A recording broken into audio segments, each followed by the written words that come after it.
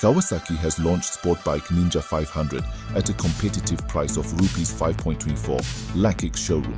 It will be sold in India via the CBU completely built unit route. But that's the same as the Ninja 400's price. However, Kawasaki is offering Rs 40,000 discount. That means the new price will be Rs 4.84 lakh ex-showroom. This offer is valid until stocks last, after which the Ninja 400 will be replaced by the new Ninja 500. It is available in a single metallic spark black color option. Bookings for the Ninja 500 are open across the country, with delivery starting at the end of February. The Ninja 500 gets a fully LCD instrument console with smartphone connectivity.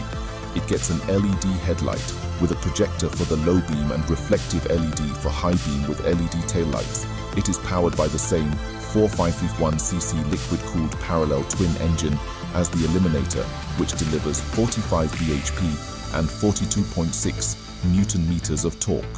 Paired with a 6-speed gearbox and a slip-and-assist clutch, built on a trellis frame, the Ninja 500 Geta, a 120mm telescopic fork, and a preload adjustable gas-charged monoshock with 130mm wheel travel. Braking is managed via a 310mm disc at the front and 220mm disc at the rear with dual-channel ABS. It rides on 110-section front and 150-section rear tires.